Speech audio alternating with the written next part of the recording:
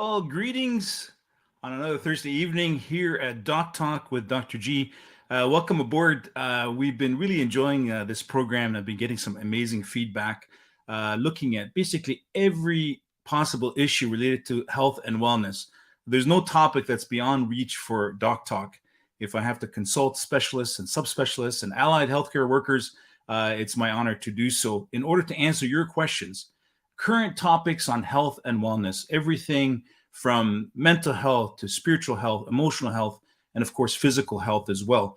And as we sift through the plethora of evidence in the literature in trying to answer some of our questions, we're of course mindful of the potential bias and potential commercial influence on all things medical, if you will, everything from media to medical literature to organized medicine to regulators. And so the purpose of Doc Talk is really to ethically go after evidence-based medicine in order to get to our answers. And we do that both collectively in terms of education sessions on Thursday, every Thursday at 7:30 live here on Doc Talk. But also I offer one-on-one as well. And the one-on-one sessions have been actually very rewarding.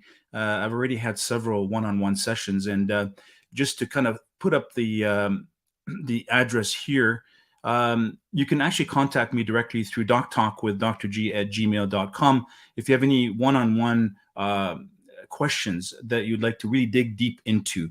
And we'll dedicate 30 minutes to that. And it can be anything from a physical ailment to mental health issues.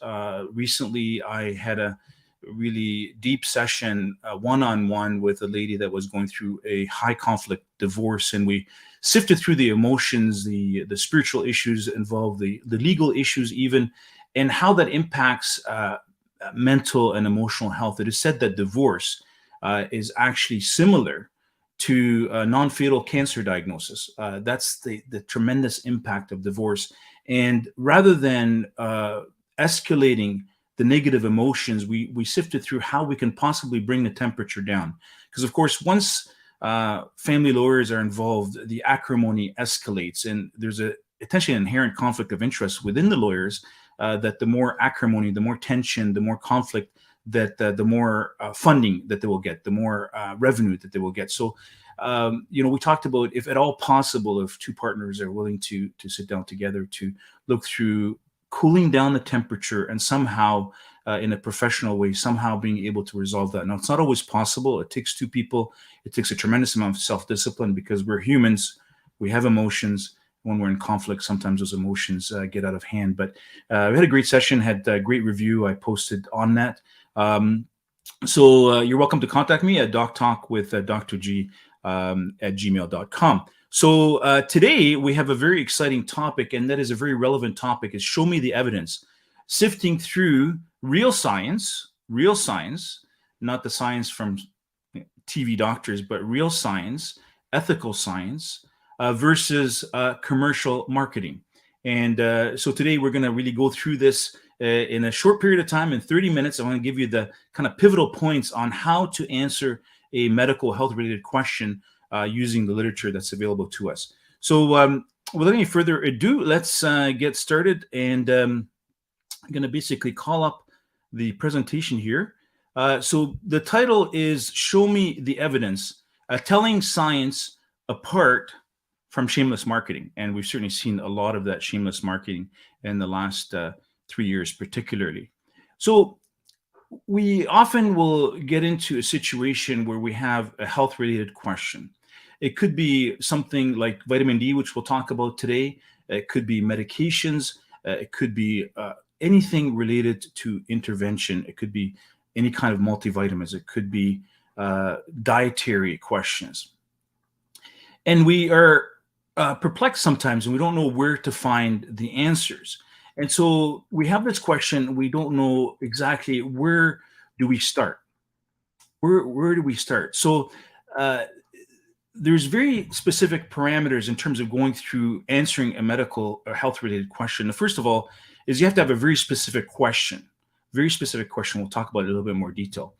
You also have to recognize, as you start searching through the myriads of literature that's available to us, that we have our own bias, and we have to look in the mirror and say, yes, we certainly have our own bias, and we have a preconceived notion as to the kind of answer we want to get, but it may not be the correct answer. So we have to really reflect and look deeply and avoid that confirmation bias where we're just looking for studies that give us the answer that we want. So look in the mirror, be self-reflective, and be objective. We're going to look for conflicts because certainly in the evidence that's out there, of course, there's contamination we've seen with commercial interests. There's a lot of money in healthcare, billions and billions of dollars, now trillions of dollars.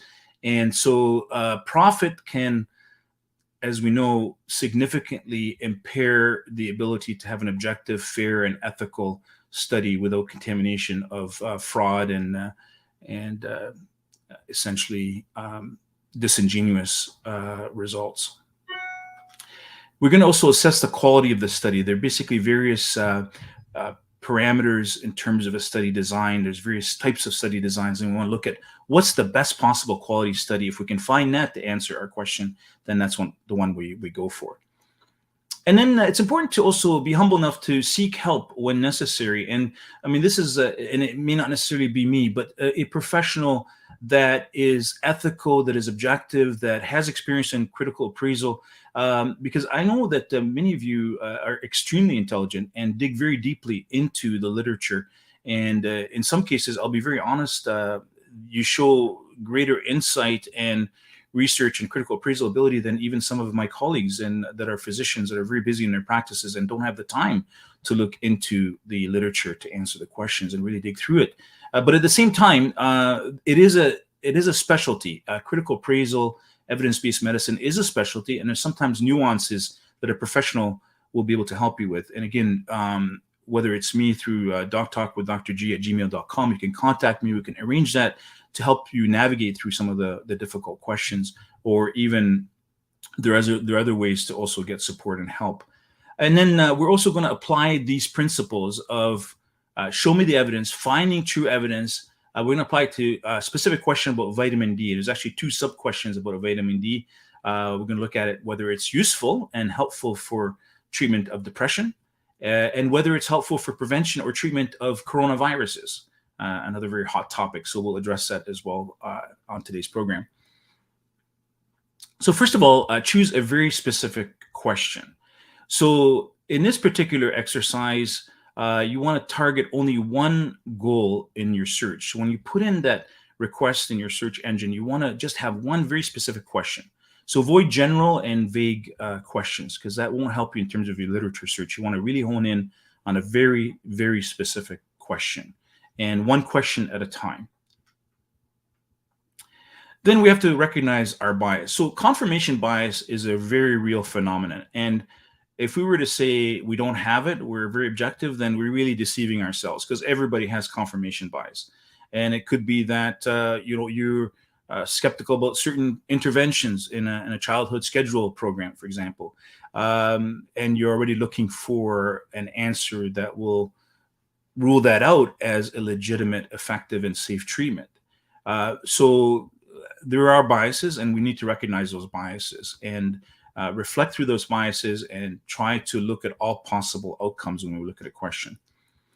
And don't ignore opposing conclusions. So it might be that you're hopeful for a particular conclusion when you're looking for an answer, but the exact opposite may actually be true based on the available scientific evidence. So be open to that and don't rule out opposing conclusions. And that's hard to do. I always recognize that I have a bias. I tend to be very conservative. Even as a surgeon, I try to avoid surgery as much as possible. If there's an alternative to surgery that's less invasive, I always look to that, even sometimes to my own peril financially. But it's the tough discipline that one has to do to be self-reflective, to say, you have a bias, and just be very careful. And sometimes my bias being conservative, sometimes it may not be safe to be conservative. There's cases where surgery is the only safe option in certain cases. Obviously, a glaring example would be somebody comes in with, advanced appendicitis. I'm not going to look at conservative treatment for that, because we know the natural history of that is risk of perforation is very high. So there are certain times where you have to overcome your biases and do the right thing, and do the thing that has the most evidence behind it. And then look for conflicts. So this is really, really important, particularly in the last few years, as we've seen the tremendous influence of commercial interests and profit in healthcare. So look for conflicts. Now, this is something that we never would have considered in the past few years, but even search engines have their conflicts. And then, of course, who funded the study, the so-called follow the money and see who funded the study.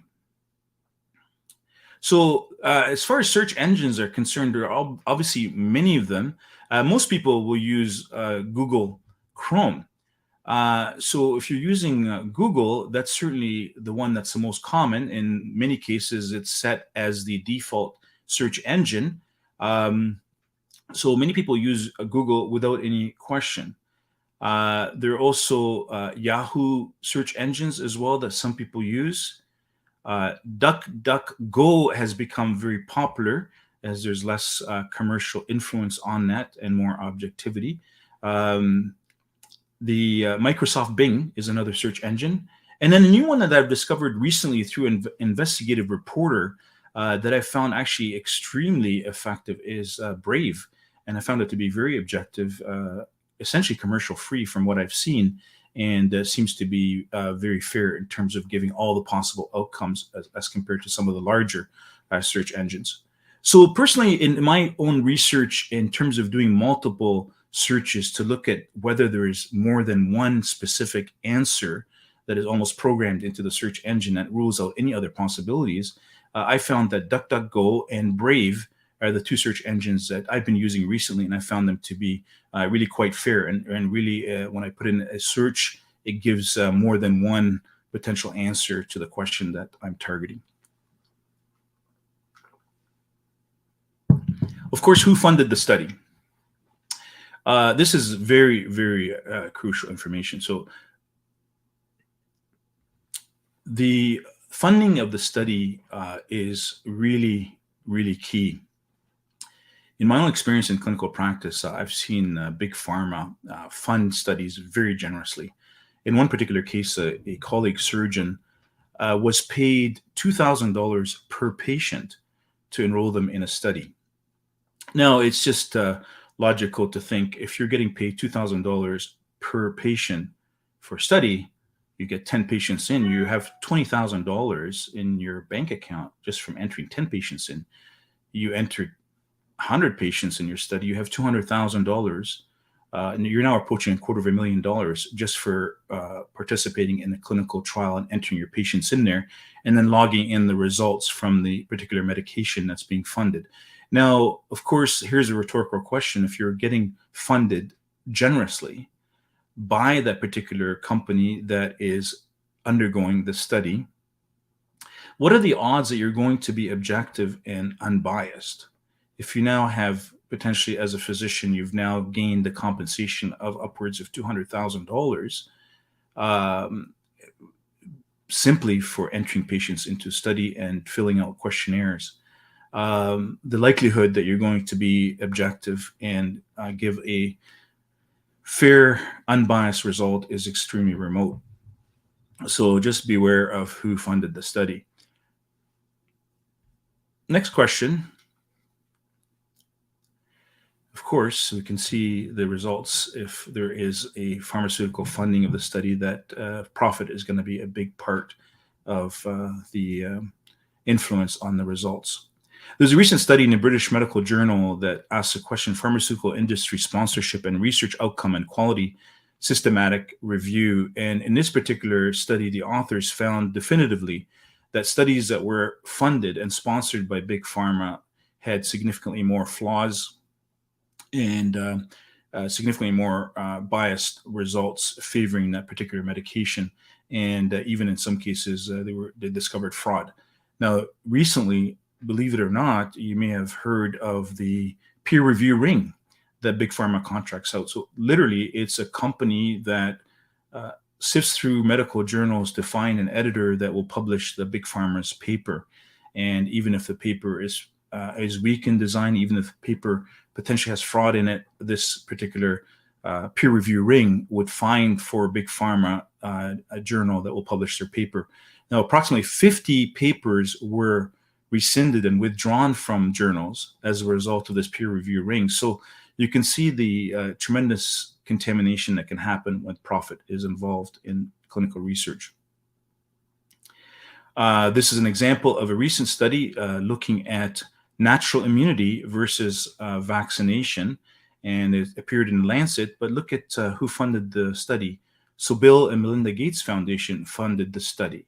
So a study on natural immunity versus vaccination.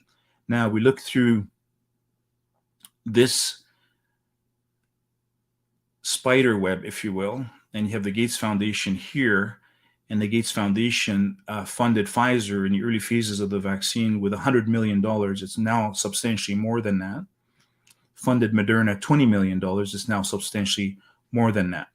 So if we go back to this study in the Lancet, looking at natural immunity versus vaccination, how can it possibly be unbiased? Clearly, there's a conflict of interest here, a major conflict of interest. But the interesting thing is, in spite of that conflict of interest, the results were that natural immunity was still superior to vaccination in majority of the strains of coronavirus.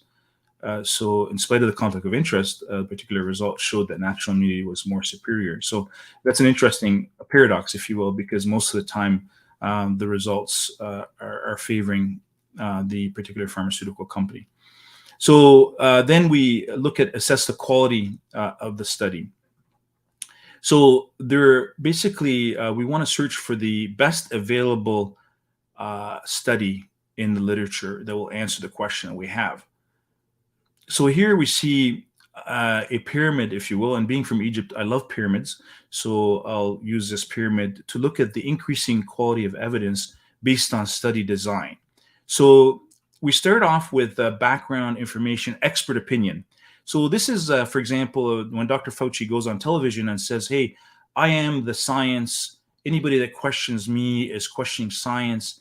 That's a quote unquote expert opinion. That is the weakest form of evidence that you can find. They said, oh, in my 10 cases of splenectomy, I found that there's increased infection rate of pneumococcal bacteria.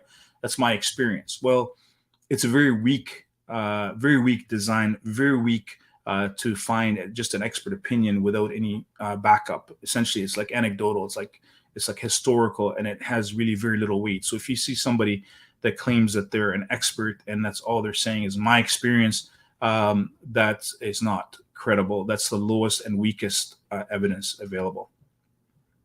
Then you have case-controlled studies. So case-controlled studies are slightly stronger than expert opinion. So this is where, for example, you have a disease outcome. So you have somebody who has, say you pick a disease, let's say lung cancer, and you want to figure out among lung cancer, is it more prevalent in smokers and non-smokers? So you take people that already have the disease, and then basically you see if they're smokers or non-smokers. So it's case controlled, and then you figure out if there's a correlation. But it's usually retrospective, like you look back on it, and it's not the strongest, but it's stronger than an expert opinion. And then you have a cohort. A cohort study would be basically two groups of patients. Again, it's slightly stronger than a case controlled, but it's not the strongest possible. So a cohort would be, again, looking at risk factors and looking at two comparative groups, one that has a condition, one that doesn't have the condition, and then figuring out the risk factors in that. And then you have randomized controlled trials. Usually they're prospective. They're designed basically looking forward. So you start and then you follow the results. This is a very strong design, much stronger than the other designs, but still not the strongest. So with randomized control studies, essentially, you're putting people into two categories, one that takes the intervention or the medication in most cases, and one that takes a placebo. And then if you double blind it, so the investigator and the patient don't know what they're getting, then it even gives it more strength. So randomized double-blind controlled study is the strongest available to us. And then you have critical appraisal topics and articles. This is where you have basically somebody who is well-renowned in clinical research that takes the available evidence and basically critically appraises it. on behalf of the readers. So essentially, he's looking at randomized trials. He's looking at all the available evidence, whether it's prospective or retrospective, and then looks at it and analyzes them all, usually several studies. But the strongest, it's called the systematic review, which is essentially what we call a meta-analysis. So that's where basically an author, a group of authors, takes multiple studies, and most of the time it's prospective randomized control studies, and then looks at the results and then comes up with a conclusion based on, in some cases, 50, 100, even many more cases and studies. So this is the strongest study design that's available to us. Now, I also suggest that, as I mentioned, seek help when needed. Particularly if you're stumped on terms of a question that you're trying to get an answer for, is seek help from a professional, an ethical MD that is honest and objective, a critically thinking professional that you may know, or trusted friends or groups as well, can kind of sift through the evidence together using presentations like this and consulting the literature as well. And now, just in conclusion, we're going to apply these principles to questions. So I'm going to have two specific questions. So the first question is vitamin D effective for depression? Is vitamin D supplementation going to combat depression and improve symptoms of depression? So that's the first question. The second question is vitamin D effective for coronaviruses? Is it effective for preventing coronaviruses when we're healthy? And is it effective for treating coronaviruses in terms of preventing hospitalizations, ICU stays, and death when taken specifically for coronaviruses? So I will just say again, we look and we're reflective. So I recognize my own bias. I have no strong opinions on vitamin supplements. I don't currently take them. There's a lot of studies that show that natural delivery through food is the best administration of vitamins, but I'm also not opposed to a study that would show that would be helpful. And I would welcome safe treatment for viruses, safe treatment that is effective and not risky as far as adverse events. Now, look for conflicts. So avoid search engines with a history of commercial influence. They're usually the larger ones. And beware of studies that are directly funded by Big Pharma. So let's answer this question. So I used DuckDuckGo and I used Brave for this particular study. I avoided the bigger commercial search engines as they've been influenced by commercial funding, particularly pharmaceutical funding. And I put in a question, a search engine, is vitamin D effective for depression? And then the second line, is vitamin D effective for coronavirus? So here are the results. So is vitamin D effective for depression? So I found this study, and this study is entitled Effect of Vitamin D Supplementation on Depression in Adults, a Systematic Review of Randomized Controlled Trials, or RTCs is the acronym for that. And this appeared in the journal Nutrients, and the authors declare there's no conflict of interest. So they say that very specifically. So there's some trust involved here that they are not funded by pharma, they're not funded by vitamin D manufacturers. So this particular study is a meta-analysis. It's a systematic review. So it's the strongest available evidence. So this is good news when I'm looking to answer my question. So these are the results. They actually looked at over 8,000 cases were reviewed in multiple studies. The doses of vitamin D were between 1,500 to 2,800 international units. And they found that there was benefit in 5 studies that they looked at, but no benefit in 3 studies. So out of 8 studies, more had benefit. These were randomized control studies. So it's very promising. But effectiveness is not strongly confirmed because there were 3 studies that showed that there was neutral results, that depression did not lift with vitamin D. But on the other hand, on the positive side, 5 studies did. So can we say conclusively that we should be taking vitamin D when we're depressed, or recommending vitamin D for someone who's depressed? We can't say that conclusively, but it certainly has promise.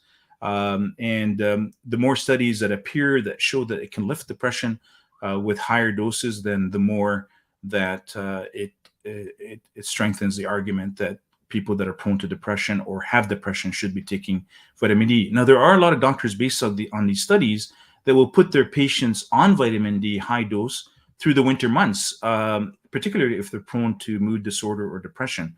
So there are doctors that are convinced by the fact that the majority of studies in meta-analysis show that there's benefit, but it's not 100% conclusive, because well-designed studies also showed that it doesn't benefit.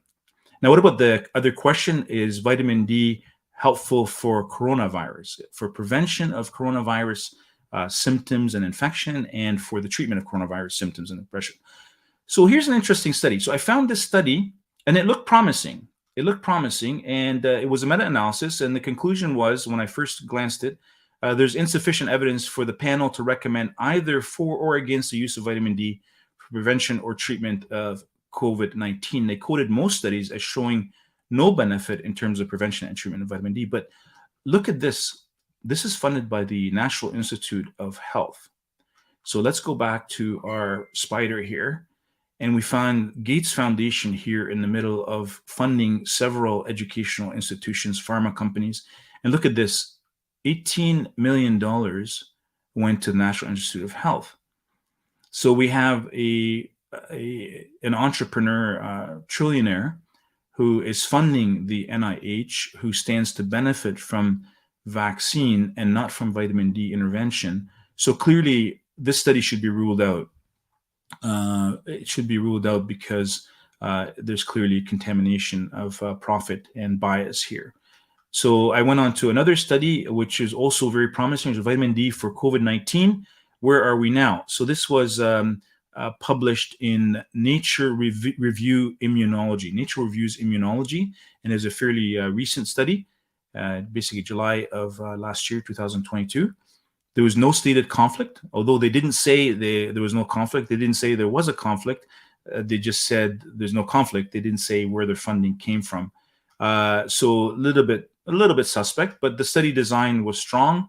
It was a meta-analysis, systematic review, and this is the results. They found that 5 out of 13 randomized studies on the vitamin D treatment for prevention and for the treatment of coronavirus symptoms were beneficial.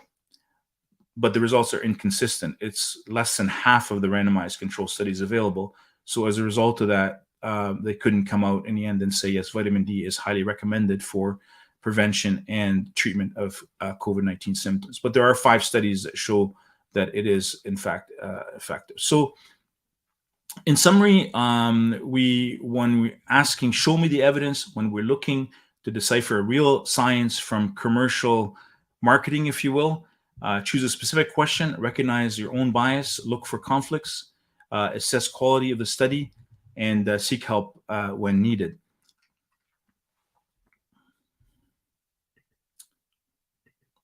So I trust that this was helpful for you, and I just want to put this up again. If you have any questions that you'd like to contact me, please reach out through Doc Talk with drg@gmail.com, and please also email me suggestions as to topics that you'd like covered in the next few weeks. I'd like to continue to make this a weekly program, Doc Talk.